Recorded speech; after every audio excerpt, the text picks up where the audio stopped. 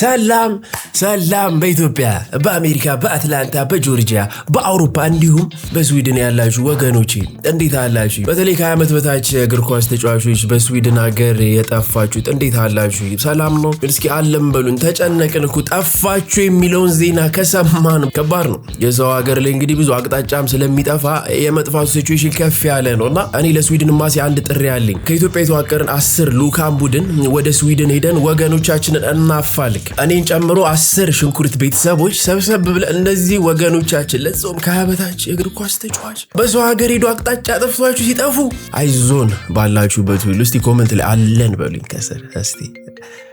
ኦኬ ሄላ ሳምሪ ቆንጆ 27 ምን አረገች? ከሌላው ነገር ታየች እና እኛ ምን አገባን? ከኛ ህይወት ጋር ምን አገናኘው? ጭንቅላቱ ላይ ቆማኔ ታየችው። ምን ብላ ምን ይሁን ብላ ጭራሽ በቢኪኒ ይሄ ነው። እሺ ምን ብዬ ነው የምዘግበው ለተመልካይ? ምንድን ነው የሚባለው አሁን ይሄ ማለት? ሰው ልጅ ከወለደች በኋላ ሌላ ወንድ ላይ ሄዳ ጭንቅላቱ ላይ ስትቆም ያላፈረች አንተ ለምን ታፍራለህ? ማፈር አለማፈር ጉዳይ እኮ ምን ተብሎ ነው የሚዘገበው ነው አይደል እንዴ? ሶሻል ሚዲያ የተፈጠሩ አዳዲስ ነገሮች ተብሎ እኔ ምን ተብሎ ሌላ ጭንቅ ቆመች ቁጭ አለች መቀመጫ አጣ። በሌላ ዜና ኢቢኤስ ከባድ ወቀሳ እየደረሰበት ይገኛል። ኢቢኤስ እንግዲህ ወቀሳ አያጠውም፣ በወር 1 በወር 2 ግድ ነው። አሁን ደግሞ ምን ተፈጠረ? እነዚህ ጥንዶችስ ኢቢኤስን እየከሰሱበት ያለው ምክንያት ለምንድን ነው? እነዚህና ሌሎችንም አብረን ፈታ እያለን ያለን። ለዚህ ቻናል አዲስ ሆናችሁ ካላችሁ አኔባ ቤዳ አቲ ሽንኩርቶታ ሰብስክራይብ ምግባር ካይተረሲኡም ለምን ሴክስ ራሱ ምግብ ይፈልጋል። እውነቴን ነው። አንድ አይነት አይኑ የጠፋ ሽሮ ሰርተ ከትንሽ ዘይት ከሌለው ጎመን ጋር ስሜት እንዴት ነው የሚነሳው? ፍና የመሰርተ አልጋ ላይ ባልመጠበቅ ራሱ ሞት አይደለም ወይ? አቅምስ ደግሞ እኔ ለሌሎቹ አላውቅም። እንደገና ደግሞ ይሄ የሰው ባል ማማለል የረሳሁት ድግስ ትጠራለህ ፓርቲ ምናምን ይባላል። ወይ ጉድ! ከሌላ ፕላኔት እንደመጡ ሆኖ ይመጣሉ። መቼም ይሄ ራቁት እኔ እዚህ ሀገር ብርድ የለም ወይ? 60 መርፌ እኮ ነው ብርድ ከያዘ የለም። ግን እዚህ ሀገር ብርድ በሙሉ ቀንድ አውጣ አድርጎ በዚህ ራቁቱን ጡጡን ቀስሮ ይሄ ውበት ነው ወይ? ነው ከነጮቹ ያየነውን ነው ፊልም ላይ። ከዛስ የጓደኛም ባል ቺት ያልከው እሰራላታለሁ። አቤት አይምሮ ሲገርፍ! አይምሮ የድሮ ጉማሬ ያለንጋ ሲባል ታውቃለህ? አይምሮ እኮ እሱ አለው እዚህ ውስጥ እንደ ጋሽ ኤባ አለንጋ አህያ የሚገርፉበት እንደሱ እኮ ነው የሚገርፍ። የሰው ባል መቀማት፣ የሰው ባል ወዶኛል ማለት እንዴ! ስለሆን ተስፍሽ በነበረ አሁን እንደዚህ 84 ዓመት ሳይሆኑ አንዳንድ ቦታ ሄደን እንዝናናለን እና የፈለጋቸው የሚመስሉ ነበሩ። እኔ እገረማለሁ እንዴ ማማ አይታችኋል ካልኩኝ ሪቨር ማይን ነው የሚለው። እና አንተ አሁን ለምሳሌ ተመስጠህ አንድ ካፌ ቁጭ ብለህ ትልቅ ሆቴል ቁጭ ብለህ ላፕቶፕን ይዘህ በዛ ማዕከል እረፍት ፈልገህ ሴቶች ገብተዋል። ላፕቶፑን ከፍ ታደርግና ታስቀምጥና ብለህ እነዛ ሴቶች እዛ ጋሉ ልበል። አንተ ምናልባት ማሚ ጋር ባህር ዳር ይሆናል የምታስበው፣ ምናልባት ፍራንስ ልትሄድ አስበክ ይሆናል ወይ ትኬት መቼ እንደሚመጣ ይሆናል። ግን እንብታየው ወደዛ ነው። ሁለቱ ግን የሉ ነው እያሉ አላሰብካቸውም እኮ። በዚህ ውስጥ ሁሌ የታመሙ ማት በሽተኞች ይዘናል። እንዴት ነው የምናስተምራቸው? እንዴት ነው ከዚህ የምናላቅቃቸው? በጣም ጥሩ ጥያቄ ነው በእውነቱ። መጨረሻ ላይ ያነሳችሁ ስትጣሉ ወደ ጸብ የሚሄድ ሳይሆን ወደ ቤተክርስቲያን የሚወስድ ፍቅረኛ ይስጣችሁ። አሜን አሜን አሜን። እሺ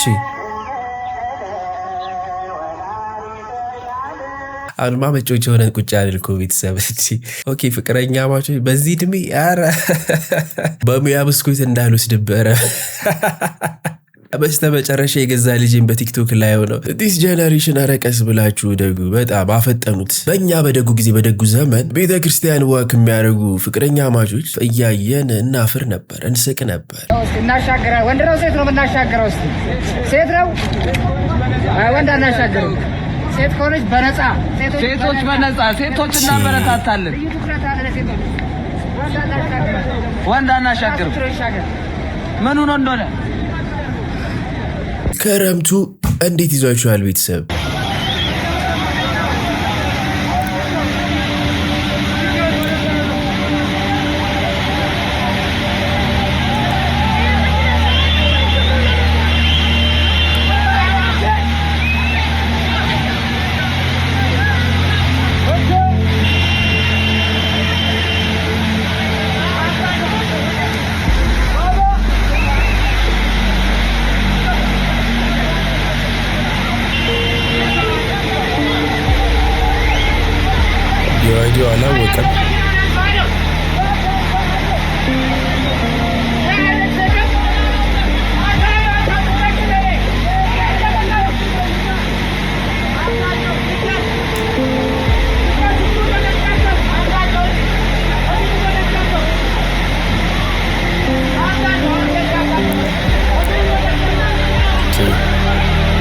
ለሰላም ያርግልን። በአካባቢያችሁ ያለ የትኛውም ውሃ አሳ እንደሌለውና እንዳለው ማወቅ ከፈለጋችሁ ውሃው ጋር ሄዳችሁ እንዴት ስትነኩት ያ ውሃ እርጥብ ከሆነ አሳ አለው ማለት ነው።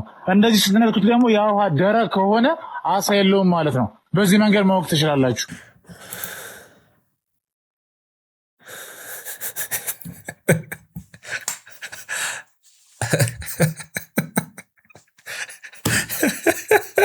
ችግር የለውም። እሁድ ነው ቤተሰብ ቀለል ባለ ሙድ ነው ላለመበሳጨት እንሞክራለን። What is it? Is this a bread? Bread. And this donut? Bombarino. Okay, I want one bombarino. Okay, thank you. So we're gonna take one donut. How much? How much beer? 100. Abo Guragi.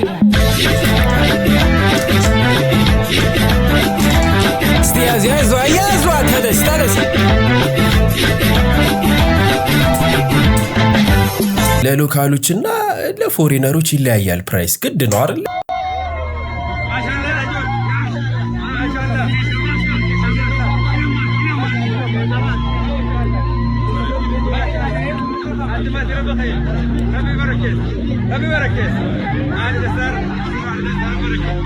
በምን አጣብቆት ነው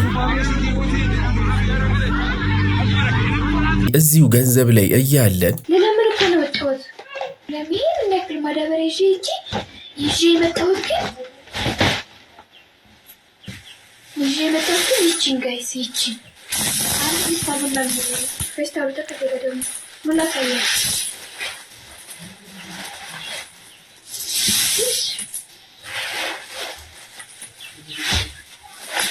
ሰው እንዴት ይቺን ብቻ ይዞ ይመጣል? ጋይስ ይቺን ብቻ እንዴት ሰው ይዞ ይመጣል? ደግሞ ከነሱም ብሶ ማለት ነው ዝርዝር እያሉ የዝርዝር ማስ ይጠይቁኝ ነው አልበረን እንጂ የሰው ፊት እያገረጠ ነው የምንለምነው። እነዚህ ስግልጫ ሁላ ግርጠጠጠጥ እያደረገ እንዴ ነው ይቺን ብር ይዤ የምገባው? እንዴ ነው ይዤ ገብቼ ለማኝ ነኝ ብዬ ላምን የምችለው?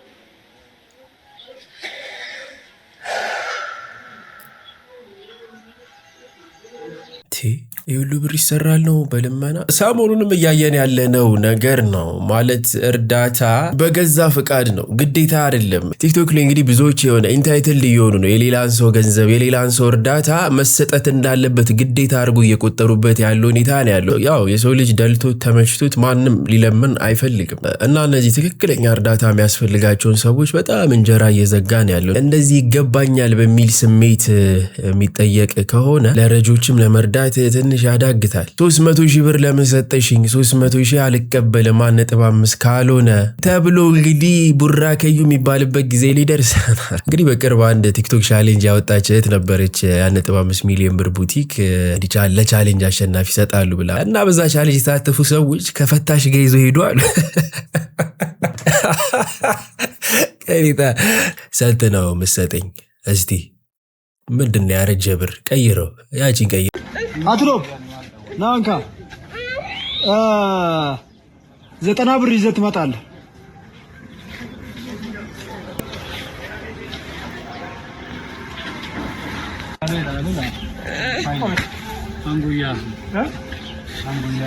አመጣክ? እሺ አባት 250 ስጠው እንጂ ሰጠው ካልወሰድክም ወስደሃል አይነት ግራ አቋም ነው። ምንድን ነው የድንብላልና የዝንጅብል ሙድ የምታራመደው? ስጣው እንጂ ስክሪኑን በለው እያለ ምንድን ለምን ለእንደዚህ አይነት ሰው ነው መስጠት የሚያስፈልገው? ሌላ በጣም የልብ እየተሰማቸው ግዴታ እያደረጉ ያሉ ግለሰቦች መካከል ይኸውላችሁ ዛሬ ምን አጋጠመን መሰላችሁ? ይሄን ብር እንደዚሁ እንደሰራችሁት ፍቱት ነው ያለን ደንበኛችን። ምን መሰላችሁ? ልደቷ ትናንት ነበርና ይሄን አሰርቶላት ነበር ዛሬ ማለት ነው። እና ለልደቴ ምንም አልሰጠኸኝም ብላ አኮረፈችው። ብሩን ፈተን ልንመልስለት ነው። ሴቶች አትኩሉ ለማለት ነው። ይሄን የመሰለ አበባ ነው ያመለጠሽ ባለ ልደቷ።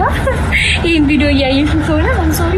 በተለይ የልደት ስጦታ ሲሆን ጊዜ ያስፈልጋል። ዝም ብሎ በአንድ ቀን የሚዘጋጅ አይደለም። አንዳንድ የዛሬ ዓመት 2 ዓመት 3 ዓመት 4 ዓመት ሊደርስ ይችላል የልደት ስጦታሽ። አቸኩ አማቼ ናት። ውበቷ እንደ ፀሐይ ያበራልን ነበር ሰርጉ ላይ። ድንገት ዞር ስል ምን እንደተፈጠረ አላውቅም። ባይዘዌ ለምን ፎሎ አርጓት እንዳልኳችሁ ባለፈው አሁን ይገባችኋል። ከሰርጉ እስከ መልሱ የሚቋቋማት ሰው የጠፋው።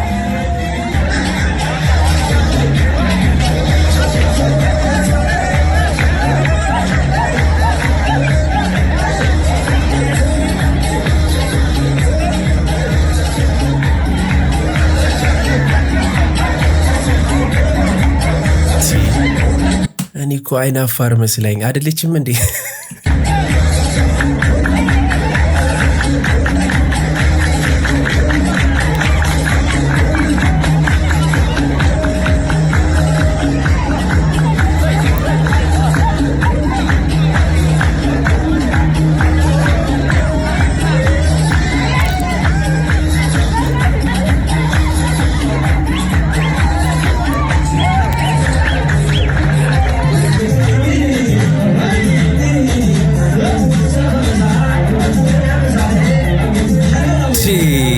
አግብታለች ነው ጥያቄው።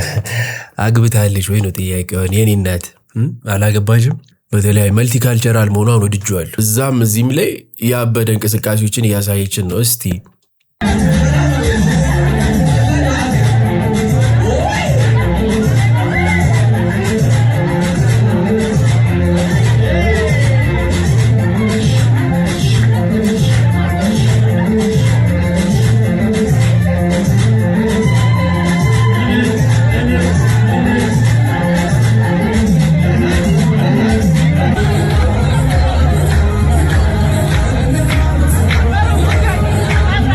የራሱ የለም ደክሟታል።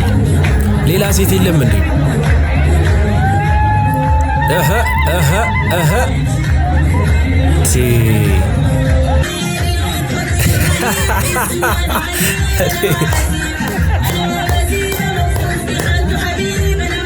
ወንዶች አንድ ጥያቄ አለኝ። እንግዲህ ፍቅረኛ ነች፣ የመጀመሪያ ቀን ዴት ላይ እንደዚህ ነች። በቃ ጨዋ እያጫወታት ነው ምናምን ነገር አይደለም። አማቼ ናት ውበቷ። እጇን ሁላ በደም ከፍተውላት ታጨብጨው እዛው ነው። ስፕራይት ነው የምታዘው ምናምን ነገር። ውይ ጥሩ የቤት ልጅ ፈጣሪ ባረከኝ ምናምን ብለህ በተጋባችሁ በአንድ ሳምንቱ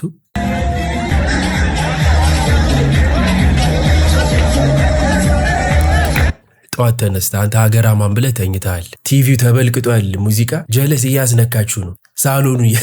ምን ይሰማሃል? ትመልሰዋለህ ለእናትና ለአባቱ ይቅርታ እኔን አይደለም ብለህ እሺ አንድ ቀን ነገር ነው ብለህ ላሽ ስትል ሁለተኛ ቀን ከወላይታ ወጥታ ወደ ትግርኛ ገብታለች።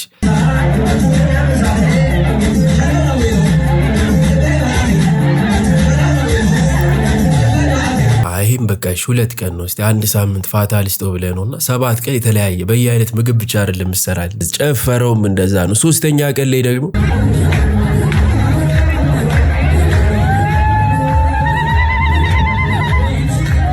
ከሱስ ካለፈ ወፍ መልሳለሁ ብለህ በአራት ያቀበሱ ማሊባል አትሊስት ሀገር ውስጥ ነው። እሺ ይሁን።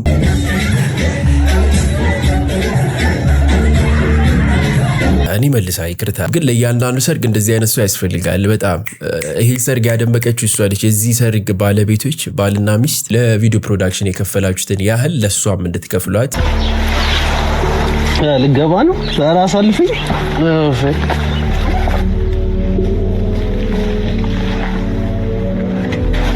እንግዲህ ይሄን ይመስላል ቤታችን። እዚህ ጋር ሊሆን ያው መኝታ ቤቴ ነው። ጆርናሊስት ኢንተርቪው ማድረግ ከባድ ነው። ሰማል ካደሙ እና አሁን እቺ ቤት ስንት ሰዎች አለች? እናት ያለች አባት ያለ ከኔ ታናናሽ አክስታቸው ጋር ልከናቸው ነው 2 አሉ። ኦኬ 4 እኔ ያለው 5 የወንድሜ ልጅ ያየው አለ 6 ወንድሜ ማውን አደጋ ስለደረሰበት እኛ ጋር ነው ጎረቤት አስተኝቼው ነው 7 አለን ማለት ነው አንድ ላይ። አሁን ያየው ስፔስ 7 ሰው ይችላል። ኦኬ አሁን ስለ ወንድምሽ ትንሽ ነገር። እሺ ስለ ወንድሜ ስነግርክ እንዳጋጣሚ በ28 ነው ሰኔ 28 እሁድ ቀን ቤተክርስቲያን ደርሶ ሲመለስ ሞተር ይዟል። እንዳጋጣሚ ሌላም ሞተር ተደርቦ ሲመጣ ነው እንደዚህ የተገጫጩት እና የዛኛው ሞተር መቆሚያ ነው እግሩ ውስጥ ገብቶ ሁለት ቦታ ተከፈለ እግሩ። ከዛም በኋላ እንደዚህ ነበረው እንደዚህ ያርጎታል ሁለት ቦታ ነው እና ሁለት ቦታ እግሩም ተከፈለ። አፋፍሳ ሐኪም ቤት ወሰዱት። የሄደበት ሐኪም ቤት ሰሩት ግን አልሆነም። የሕክምና ስህተት ተፈጽሟል። ሰርታውት እንደማይሆን ነገሩን። ከዛም በኋላ እግሩ እየጠቆረ ማርክ እያደረገ ሲመጣ መቆረጥ እንዳለበት ተነገረው። አቅማችን ስለማይፈቅድ ሪፈራንስ ሲጽፉት ምክንያታቸውን ሪዝን ፋይናንሻል ብለው ነው እና መቆረጥ እንዳለበት ጽፈው ሪፈር አደረጉልን። ሪፈር ተጽፎ የመንግስት ሆስፒታል ገባ። እዛም ከሱ በጣም በፍጥነት ኢመርጀንሲ የሆኑት መግባት ስላለባቸው እሱን አንቲባዮቲክ እየተወጋ አለርጂክ እንዳይፈጥር ኢንፌክሽን እንዳይሆንበት ለሳምንት እዛ ሳምንት ቆየን። የገባበት የተሰራበት ቦታ ሳምንት ቆየን። ከዛ በኋላ እዚህ የመንግስት ደግሞ ድጋሚ ሳምንት ቆየን። ከዛ ወገቡንም ሲያመው ከመተኛት አንፃር ተኝቶ ማያቅ ልጅ ነው የተኛው እና ያው ሜንታሊም ይጎዳል። እዛ ሆስፒታል ኢመርጀንሲ ነው ምናምን በጣም የመንግስት ሆስፒታል ሲሆን ደግሞ አደጋ ከሱ በጣም ይባሱ አሉ እና እዛ መሄዱ እግዚአብሔር ይመስገን እንዲያመሰግን ረድቶታል። ለካ ከኔም የባሰ አለ እያለ ነበር እና ምንም የተሰራለን ነገር ስለሌለ በየቀኑ መታጠብ ብቻ ስለሆነ እቤት አርፎ ሊታጠብ ሲል ጧት ብቻ በየቀኑ መውሰድ ነው የሚጠበቅብን። አሁን ጎረቤት አርፏል እና ሙሉ ማርክ ከተደረገ በኋላ ደሙ ታይቶ ኢንፌክሽን ካልፈጠረ ከላይ የበሰበሰው ስጋ ብቻ እንደዚህ ድራፍት ይደረጋል ብለውናል። ኢንፌክሽን ከፈጠረ ደግሞ ወደ ሌሎቹ እግሮች እንዳይጋባ ተብሎ ግዴታ መነሳት ስላለበት ይቆረጣል ብለውናል። እንደ እግዚአብሔር ፍቃድ እንዲተርፍ ተስፋ አደርጋለሁ። በዚህ ሁላ ጫና ውስጥ ምን ያህል ጥንካሬ እንደሚጠይቅ እንግዲህ ለሁላችንም ግልጽ ይመስለኛል። ብዙዎቻችን የዚህችን ቁራጭ የማታክል ችግር ውስጥ እያሳለፍን ራሱ የምናማርርበት ሁኔታ አለ። ይኸውላችሁ አርባ ምንጭ ከተማ ላይ የቶክስ ድምፅ ስትሰሙ እንዳደነግጡ ዝንጀሮ ሊገደል ነው ምናምን ያላችሁት ማለት ነው። ዝንጀሮዎች ብዙ ነገር ሊያጠፉ ይችላሉ ምናምን ሊሉ ይችላሉ። እንስሳት ናቸው፣ አያውቁም። ሲጀመር እነሱ ያሉበት ቦታ እኛ ነን እንጂ ሄድንባቸው እነሱ አይደሉም የመጡት። ገባችሁ? ኔቸር ላይ ነች ሀገሪቷ። ከተማዋ እየሰፋች ስትሄድ ምን ስትል ብዙ ነገር ይፈጠራልና ግን ምንድነው በቃ ደቀቀኝ ኧረ በእናትህ መንከባከብ ይወዳሉ። እንደ ሰው ናቸው ባህሪያቸውና የቶክስ ድምፅ ስትሰሙ እንዳደነግጡ ዝንጀሮ ሊገደል ስለሆነ ብላችሁ ዜናውን ሰማሁት። እነዚህ እኮ ፍቅር ናቸው። በእናታችሁ እንዴት ትገሏቸዋላችሁ? ለምን ይገደላሉ? ስለዚህ ምንድነው ወይ ትራፕ ማድረግ ወይ ደግሞ በትራንኩላይዘር ተተኩሶ ፌንት ሲወጡ ወስዶ ወደ ሌላ ቦታ በኬጅ መቀየር። መጀመሪያ በወጥመድ መያዝ፣ በሆነ ነገር መያዝ፣ ከዛ በኋላ ተቀይረው ወደ ሌላ ቦታ ይሄዳሉ ማለት ነው። ከዛ የሆነ ሩቅ ቦታ ይሄዳሉ። እዛ ውስጥ አንድ ሳምንት ቢቀመጡ ከዛ ኬጁ ቢከፈትላቸው ከዛ ባውንደሪ አይወጡም። አንድ ሳምንት ፕራክቲስ ብቻ ነው። ፕሊስ አትግደሏቸው፣ ይደብራል። በቃ አላጠፉም ዝንጀሮቹ እያልኩ አይደለም። እንስሳ ናቸው፣ ምን ያውቃሉ? ብዙ ነገር ላይ ያደርጉ ይችላሉ። ግን ፕሊስ ባይገደሉ ደስ ይለኛል። በቃ ያማል የሆነ ብቻ ዝንጀሮ ተገሉ ምናምን ፎቶ ካዩ ይደብረ እንዴ። እንስሳ የምንወድ በጣም ብዙ ሰዎች እኮ አሉ። አርባ ምንጭ ሁላ እሱ አይታችኋል። ቱሪዝሙ አራዊት ሊያዩ ምናምን በቃ ሰብሰብ አድርገን እነዚህን ቦታ መቀየር እኮ ነው። በቀላሉ መያዝ ይችላሉ። ከተማ ውስጥ ያሉ ናቸው ምናምን። ፕሊስ እና ደንና አራዊቶችም ደግሞ እዚህ ላይ ፌቨር ብትሰሩልን ደስ ይለኛል። ሂድ በቃ አንተ ደግሞ አታካብድ በእናትህ። ይቺ ነፍሰ ጡር ድመት የመውለጃዋ ጊዜ ደርሶ መውለድ ስላልቻለች በከፍተኛ ህመም ውስጥ ሆና በሌሊት ከሩቅ ቦታ ወደ ክሊኒካችን መጥታለች። ሰላም፣ ዶክተር ፌቨን ነኝ ከቶም ቬተርናሪ ክሊኒክ። ባለቤቶቿም በጣም ደንግጠውና ተጨንቀው ነበር። ድመቷም በምጥ መውለድ ስላልቻለች የእናቷንም ሆነ የልጆቿን ህይወት ለማትረፍ በአስቸኳይ በቀዶ ጥገና ማዋለድ ወይም ደግሞ በህክምና ስሙ ወደ ሲሴክሽን ፕሮሲጀር ገብተናል። ቀዶ ጥገናውን በተሳካ ሁኔታ ተጠናቋል። የእናቷን ህይወት ብቻ ሳይሆን 3 ጤናማ ልጆቿን በሰላም አውጥተን የባለቤቶቿን ፍርሃት በደስታ ለውጠናል። የቤት እንስሳዎቻችሁ የመውለድ ችግር ሲያጋጥማቸው ወዲያውኑ ወደ እንስሳት ህክምና መውሰዳችሁን አትርሱ። የመጀመሪያ የድመት የማዋለጃ ክፍል እንዳለ አላወኩም እስከዛሬ። አንድም ድመት በወሊድ ምክንያት መሞት የለባትም። እውነት ነው። የልደት ካርድስ ትሰጣላችሁ? ሆስፒታል ከተወለዱ የልደት ካርድ ያስፈልጋል። እዚህ ጋር አንዱ ምን አለ፣ ትዳር ውስጥ ያላችሁ ወንዶች ሳታስነቁ በኮመንት ንገሩኝ፣ እናግባ ወይስ አናግባ? ኮመንት። ዛሬ ጠዋት ከቤት ስወጣ መስጊድ ተሳለምኩ። ምን አሰብኩ ታዲያ? አግባ ብነት የሌለው ጥያቄ ነው። ይቅር አግባ ከሌሊቱ 7 ሰዓት ነው ውሃ ቅዳ ተብዬ እየቀዳሁ ነው። ይህን የመሰለ በረከት ኬት ይገኛል?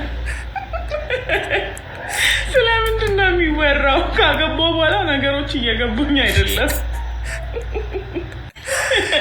አግባ ወንድሜ።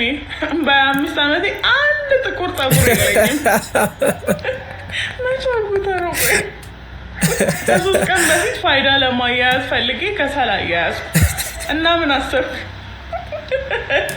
አግባ ወንድሜ። እኔ አሁን ቡና አፍልቼ ጨርሼ አብሲት እየጣልኩ ነው። ሚስቴ እኮ ዱላ ይዛ አስፈራርታኝ ምናምን አይደለም። ደስተኛ ነህ ወይስ አግብተሃል? አታግባ። አግባብ ነው አታግባብ? ባል የሞተባቸው ሴቶች ብዙ ናቸው። ሚስት የሞተችበት ባል ግን እስካሁን የለም።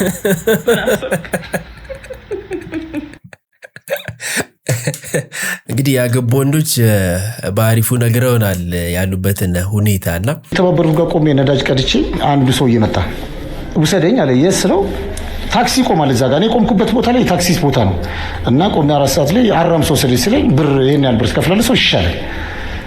ከዛ በኋላ በር ክፍት አደረኩለትና ግባ ብየው እየገባ መስሎኛል። ከዛ በሩን ድርግም አደረኩትኝ። ለካሱ ታክሲ ከኋላ ሚኒባስ መጥቶ ቆሟል በፍጥነት። እኔ እና ግባ ብዬ በሩን በከፈትኩበት ወቅት እሱ ታክሲ መጥቶ ምንም አላለኝም አልመለሰልኝም። ታክሲ ውስጥ ገብቶልሃል? እሺ። እኔ በሩን ዝግት አድርጌ አራምሳ እየጀለጥኩት ከምሽቱ 4 ሰዓት ልክ አራምሳ ጨርቆስ ነው ያለኝ። ከዛ ጨርቆስ ጋር ቆመ። ያው ጨርቆስ ደርሰናል እለዋለሁ። ዞር ስል የለም። ከዛ መብራቱን ብር ታረኩ። ውስጥ መብራቱ ብር ሳረ የለም። ሰውዬው እንደ አልኩኝና የት ሄዶ በስመ አብ ወልድ መንፈስ ቅዱስ ብዬ ቆሜ ሁሉ አቁሚያት ባጃጇን ቆሜ አማትቤ ይሄ ሰውዬ ከኋላ ተሳፍሮ ነው ምናምን ሁሉ አልኩኝ። በቃ ከዛ እንደዛው ምንም ከስሬ ሰውዬውንም አስደንግጦኝ ከስሬ ወደ ቤት ይመጣ። ይሄን አረሳም። ይሄማ በስመ አብ ያስቃል። ምንም ያናድዳል እንጂ ሰለሞን ማዘር ከዛም በፊት ያስፈቅድኳት ቦታ ልሄድ ስነሳ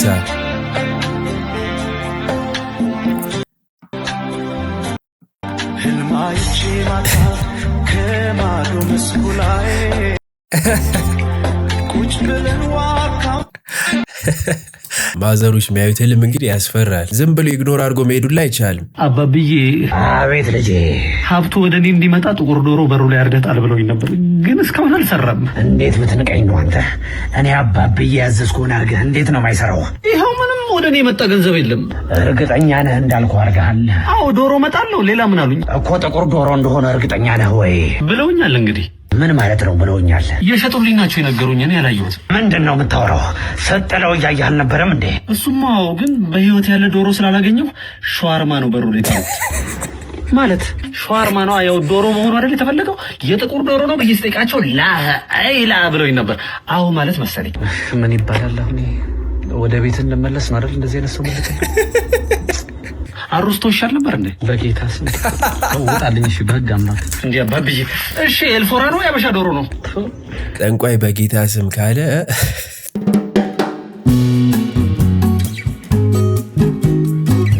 እጂ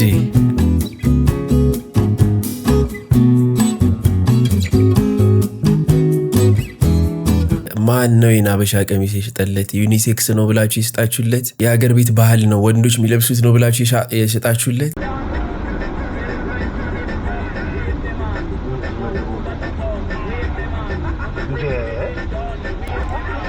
እዲ ምን እዲ ትራፊክ ፊት ለፊት አለ አይደል? እንዲ ምን አውዲ ምን አይነት ኢንሹራንስ እስካም ነው ደግሞ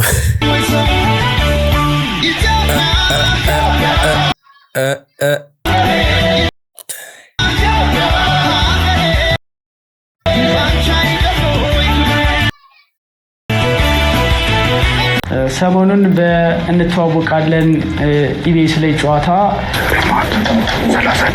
የሆነ ነገር ተፈጥሯል። በእኔና በባለቤቴ ምክንያት አንደኛ እንዳልወጣ ሆነናል። ያንንም ተከትሎ ደግሞ የተያዘብን እንትን አለ። ሪሞት 30 የሚል ስያሜም ተሰጥቶናል። እንደ አጭበርባሪ፣ እንደ ሌባ፣ እንደ ሌላ ነገር እንደ ባለጌ ሰው ታይተን ምናምን ነገር በዚህ ምናምን ሰፈር ላይም ቫይራል ስለወጣ ይህንን ነገር ከልብ ያለውን ቆይታ ኢቢኤስ ውስጥ ያለውን ነገር የእውነት ስለምንነግራችሁ በዩኒስ ሚዲያ ላይ ቀርበናል። ያው እንደምታውቁት ሪሞት 30 እየተባልን ነው መንገድ ላይ ሙሉ ነገር ከኢቢኤስ ገብተን እስክንወጣ የተፈጠረውን ነገር ለመናገር በዩኒስ ሚዲያ መተናል። ሁሉንም ነገር እንነግራችኋለን። የተፈጠረውንም እኛ ያልንበትንም ምክንያት እንነግራችኋለን። እንግዲህ ማይክ አጠገባቸው ላይ እንዳለ በመርሳት መልስ ሲነጋገሩ ነው የተያዙትና ዛን ሰዓት እንኳን ካሜራ ተደቅኖብኝ ስናይፐር ቢደቀንብኝ ለራሱ ከመናገር ወደኋላ አያድርስ ነው የሚባለው። ሊያሰድብም አይደለም ልትሰድቡንም አይደለም። ኮመንቱን እኛ ሰው እየነገረ ነው እንጂ በእርግጥ እኔ ምን ይሆንም አይታወቅም። በዚች መቼስ ቲክታክ ገብቼ ወይም ደግሞ ምናምን ነገር እንደዚህ ቫይራል መውጣቱን አላወቅንም ነበር። መጀመሪያ ሲወስዱ መኪና ልከውልህ ምናምን ነው። ከዛ በኋላ ቼክ አያረጉ። ምክንያቱም የራሳቸውን ስራ ጨርሰዋል። ገባ ቀንጨብ ተደርጎ የተለቀቀው ነገር እኮ ለልጆቻችንም ጥሩ አይደለም። ለልጆቻችሁማ ጥሩ የሚሆነው የነበረው በስነ ስርዓት ህጉን ተከትላችሁ መጫወት ነበረ። ሰላም የሀገራችን ልጆች እንደምን አላችሁ? ሰላምና ፍቅር እንመኝላችኋለን። እኔና ባለቤቴ ኢቢኤስ ላይ እንተዋወቃለን ፕሮግራም ቀርበን ያልተገባ ተግባር አድርገን ነበረ። በዚህም ሪሞት 30 የሚል ስያሜ ተሰጥቶናል። በዚህ አሳፋሪ ድርጊት መላ የኢትዮጵያን ሕዝብ ይቅርታ ለመጠየቅ መተን እኔም ይቅርታ ማለት እፈልጋለሁ። እኔና ባለቤቴ በባህሪያችን አጭበርባሪዎች ሆነን ሳይሆን የጀመርነው ስራ ስላልተሳካና በሰዓቱ ገንዘብ አስፈልጎ ስለነበረ በጣም ይቅርታ ማለት እንፈልጋለን። በተላለፈው ፕሮግራም ላይ የተከፋችሁብን ሁላችሁንም ይቅርታ እየጠየቅን በሰው ላይ አይፈረድምና ከቻላችሁ ተገፋሉ። ያው ከይቅርታ በላይ ምንም የለም። እንግዲህ መጀመሪያ ላይ ያው ኢቢኤስንም ጥፋተኛ አድርገው ሌላ ሚዲያ ላይ ሄደው ነበረ። እንዴት እንደዚህ ያደርጋል? ማጭበርበራችን ተቆርጦ ለምን ወጣ? ለምንስ አስተላለፉት የሚለው ነገር። ከዛም አልፎ እንግዲህ ሌላ የኢቢኤስ አሰራር ላይ እንግዲህ ሰፊ ማጥላላትን ከፕሮግራሙ በኋላ አስተላልፈዋል። ሳምሪ ቆንጆ ጋር እንሂድ ቤተሰብ ምን ትላላችሁ? እንግዲህ በባለፈው ቪዲዮ ሌላ ወንድ ሩም ውስጥ ሆፕላስ ሲላት ነበረ። ዛሬ ደግሞ ዋና ላይ ሌላ ተቀያሪ ወንድ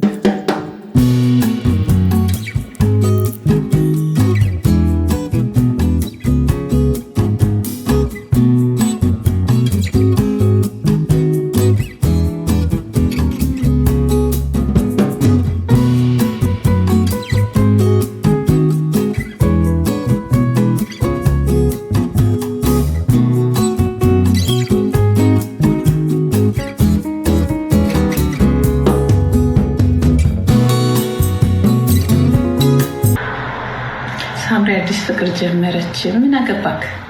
የራስን ህይወት አታስብም? የኔ ጌታ የሱ ለራሱ ህይወት ምን አገባክ? ፍቅር ጀመረች አቋርጠች። ኬር እኔ እንኳን ትዝ አይለኝም። እኔ ትዝ የሚለኝ እናቴ ከመቼው ትምህርቷን ጨርሳ የመጀመሪያ ደሞዟን በልታ ግማሹን ብር በተቀበልኩ ነው። ምን ገዝታ ትሰጠኛለች ነው። አንተ እሷ ፍቅር ጀመረች፣ እኔ እናቴ ብሩ ላይ ነው የምትጨርም። ምን አገባኝ? ፍቅር እንደሆነ ማንም ጉንፋን አለይትም ይገኛል። ፍቅር ማገባህ ነገር። አንተስ መቼ ነው የምትጀምረው ወይ የምታውቀው? ስለዚህ አሁን አንቺ ወይ ይሄኔ በቃ ባልሽ ወይ ዛልጋ ላይ ተኝቶ የቆሸሸ ካልሲውን አድርጎ የሰራች አይደለ ሙሉ ደሞዟን የሚሰጣት አሁን ነው። ከዛ 3500 ምናምን ብር የመጀመሪያው ስትበላ ግባ ትበላለህ።